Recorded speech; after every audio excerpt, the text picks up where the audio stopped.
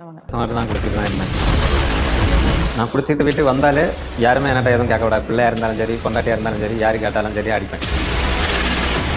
இந்த குடிப்பழக்கம் போக எல்லா மாதிரி நான் புயல ஒரு நாளைக்கு ஒரு பாக்கெட்டு புயல எனக்கு வேணும். என் பேர் ஸ்ரீகுமார். கல்யாணம் பண்ணி ஒரு 11 பையனாக இருக்காங்க. நான் கூலி வேலை பார்க்குறேன். கன்னியாகுமரி மாவட்டம் தக்கரை ஏரியா இருக்கும். 25 வருஷமாக நான் குடிச்சிட்டு தான் இருந்தேன். 25 வருஷம் நான் வேலைக்கு போயிட்டு வந்தாச்சு. நான் ஃபஸ்ட்டில் வந்து பையன் மாதிரி கூட எனக்கு கூட உள்ள பையன் மாதிரி கூட வேலைக்கு போகிறது. அப்போ போய் வேலை முடிஞ்சதான் ஆளுக்கு வேறு பேர் போய் வாங்கி குடிப்போம், குடிச்சிட்டு இருக்கோம். அதுக்கப்புறம் வரைக்கும் ஒரு குவார்ட்டர் எல்லாம் வாங்குவோம், வாங்கி அப்படி குடிச்சிட்டு இருக்கோம்.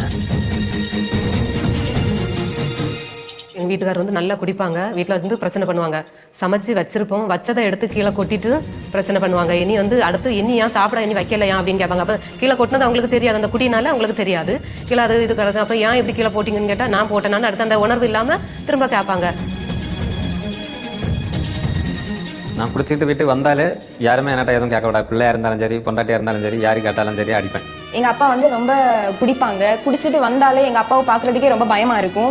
எல்லா வீட்லேயும் பேரண்ட்ஸ் வந்து ரொம்ப பிள்ளைங்க கிட்ட அன்பாக இருப்பாங்க. ஆனால் எங்கள் அப்பா அப்படி கிடையாது. குடிச்சிட்டு வந்தாங்கன்னாலே வீட்டில் ஒரே பிரச்சனையாக இருக்கும்.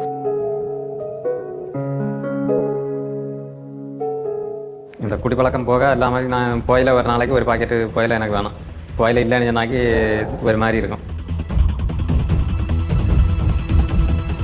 குடியும் தினமும் ஒரு புயலை அந்த புயலை போடுவாங்க. தினமும் புயலை போடாதீங்க, நோய் இதனால வருமே அப்படின்னு சொல்லுவாங்க. நோய் வரோம் இதுலேயே போட்டிருக்காங்களே, அதை கூட அவங்களுக்கு பார்க்க முடியாதான்னு கேட்டால் சொல்லுவாங்க அது சும்மா போட்டிருக்காங்க, நான் வைக்க தான் செய்வேன் அப்படின்னு சொல்லி எங்கேயாவது போய் வாங்கி எப்படியாவது ரூபாய் எங்கள்கிட்ட இருந்து வாங்கிட்டாவது போய் புயலே வாங்கி அவங்க கண்டிப்பாக வச்சே தீரும். நான் புயல இல்லாமல் இருக்காது. சாப்பிட்ற டைமும் தண்ணி குடிக்கிற டைம் தான் இல்லாமல் இருப்பேன்.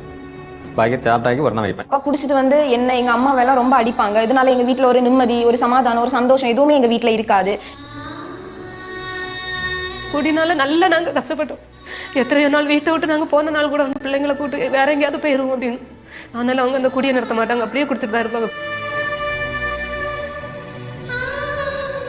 நான் குடிகாரனால என்ன குடும்பத்தில் யாருமே மதிக்க மாட்டாவ.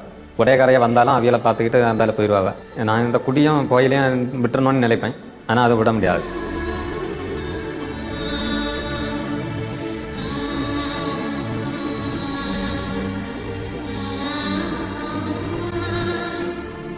இந்த சூழ்நிலையில் ஜபிக்கலாம் வாங்க நாங்கள் வாரந்தோறும் தவறாமல் பார்த்துட்டு இருப்போம்.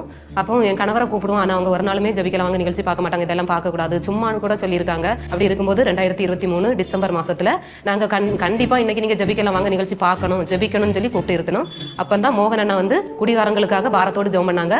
அந்த நேரம் நானும் என் பொண்ணும் என் கணவரை அதில் கிட்ட இருத்தி நாங்களும் வந்து கண்ணீரோடி ஜெபம் பண்ணோம். பாரம் எடுத்து ஏசப்பா நீங்கள் இன்றைக்கி இந்த குடி பழக்கத்துலேருந்து எங்களுக்கு விடுதலை என் கணவருக்கு கொடுத்தே ஆகணும் அப்படின்னு சொல்லி கண்ணீரோடி அழுது பாரம் எடுத்து நாங்கள் 2 பேரும் அவங்கள பிடிச்சி வச்சு அவங்க தலையில் கை வச்சு ஜெபம் பண்ணணும். ஜெபம் முடிஞ்ச பிறகு எனக்கு உடம்புக்கு ஒரு ஆரோக்கியம் கிடைச்சபில் இருந்து இப்படி இந்த ஜெபிக்கலாம் வாங்க நிகழ்ச்சி பார்த்து நாங்கள் தலையில் கை வச்சு ஜெபிச்ச பிறகு என் கணவருடைய வாழ்க்கையில் கொஞ்சம் கொஞ்சமாக மாற்றம் வர ஆரம்பிச்சு. ஜெபம் முடிஞ்சு ஒரே மாதத்தில் எனக்கு பிடிக்கணும்னு உள்ள இது இல்லை. அதுக்கப்புறம் அந்த குடிக்க ஸ்மெல்லே எனக்கு பிடிக்காத மாதிரி ஆயிடுச்சு.